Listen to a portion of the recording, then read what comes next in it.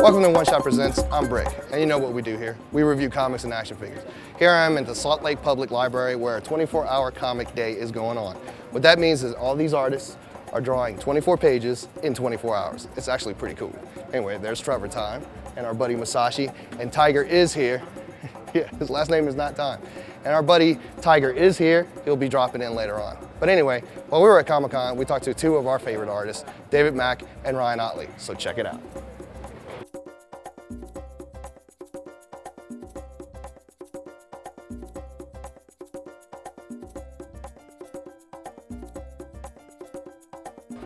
All right, we're here with one of our hometown heroes, Mr. Ryan Ottley. How's it going? It's going good. How you guys doing? We're doing good. Tell us a little bit about your sketchbook you got going. My sketchbook called Violence and Piggybacks. It's the first sketchbook I've ever done. So I'm pretty excited about it. 75 pages, black and white interior. Just crazy stuff from the stuff I do back home. You know, we do a draw night. Basically, I get together with a bunch of other artists and we just draw whatever from our minds, and some stuff is crazy and it's fun stuff, you know. Right on. So people can get it from the website as well as here if they're not at the con, right? Yep, website. Yeah, I just put up international order, so wherever you live. Right on. So can you tell us? I mean, obviously there's been some pretty big shakeups in Invincible lately. Can you give us any hints for the future? For the future, Robert would kill me, man. I can't say nothing. Right on, man. Well, thanks. We appreciate it.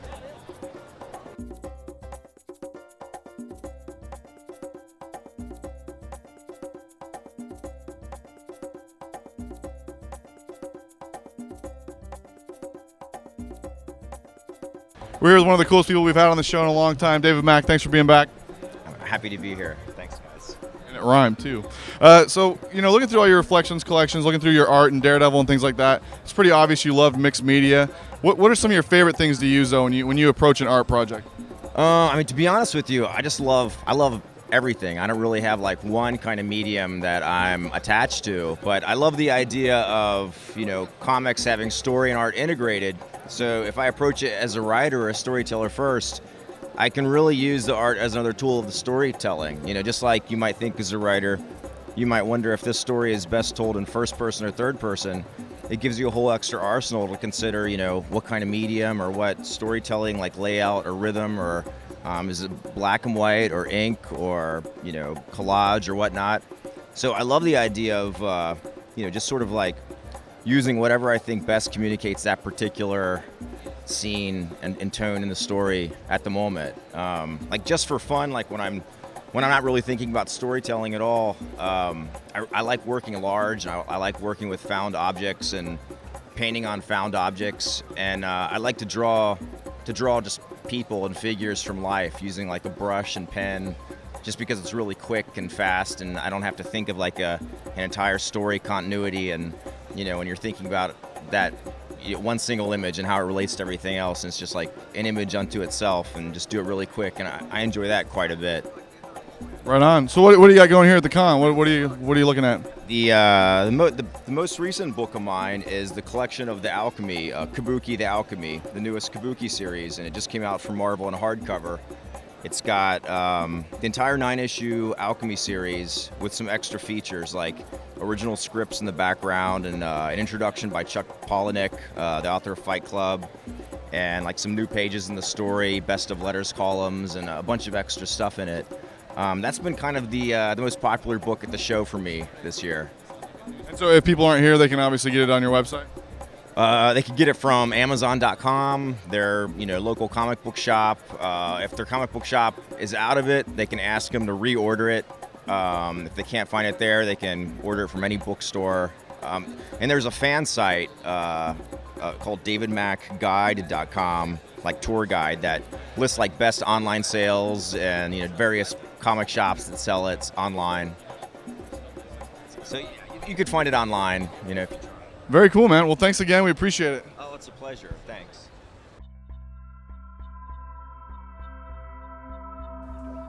Welcome back to Trevor Time. Today we'll be doing layouts. These are some of the tools of the penciling trade: various rulers, templates, and most importantly, Bristol board.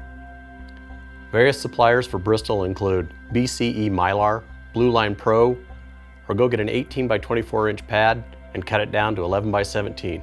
Make sure you save your scrap for inking. Next, rule your borders. I use this carpenter's gauge made by Stanley. You can find it on the Stanley website. It's item number 47064. After your borders, lay in your panels. Include about a 1/4 inch gap in between each for your gutters. Now, let's put in the players. Quickly place references for the characters where they should be positioned. Leave about 1/3 of the panel space for dialogue. Try to vary your shots and pay attention to your storytelling. By now, you should begin seeing how it's going to look roughly when it's finished. A good idea is to look at the piece in its entirety. Good storytelling doesn't necessarily need dialogue. Next week, pencils. Okay, so this week I have a 2 for Tuesday, and the first book that I'm going to review is Superman Secret Origins by Jeff Johns and Gary Frank. Now, there's been a billion origin stories of Superman, and to tell you the truth, I'm kind of sick of them, but this one is really cool. Why do I like it a lot? It's because it shows Clark as an awkward, nerdy boy. It also involves Ma and Pa Kent dramatically. Before, in all the other origin stories or any movies or any comics, they're just the shadow in the background. But in this one, they're actually involved in his life, which that means that you will make these characters will be very endearing. I really dig this. Now, if you guys have been reading Green Lantern, Jeff Johns is on fire. So he's brought that fire to this book. I really think it's a great book. Out of 5, I'm gonna have to give it a 5.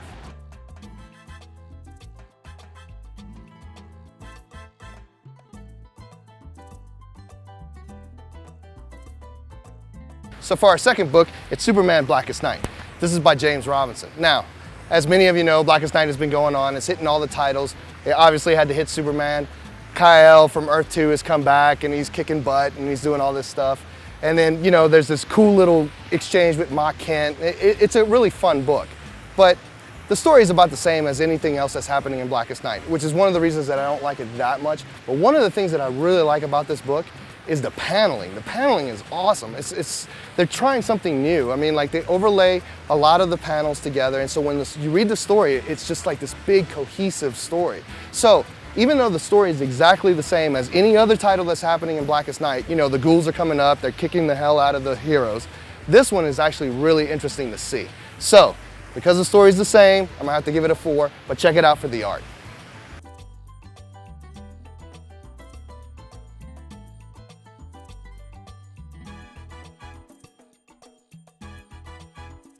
Well, that's our show for this week. Thanks for joining. We really want to thank Night Flight Comics. They're the greatest sponsors in the world. They're also responsible for a 24-hour comic in Salt Lake City. So, you know, it's a cool thing that they're around. We also want to thank Comics Nexus. Manolis, thanks for looking out for us. Anyway, that's our show. Thanks for watching. We'll see you guys next week.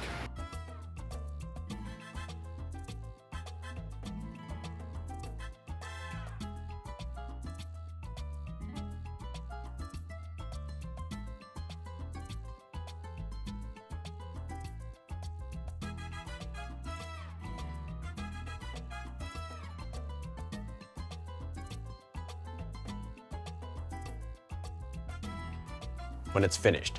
A good idea is to look at the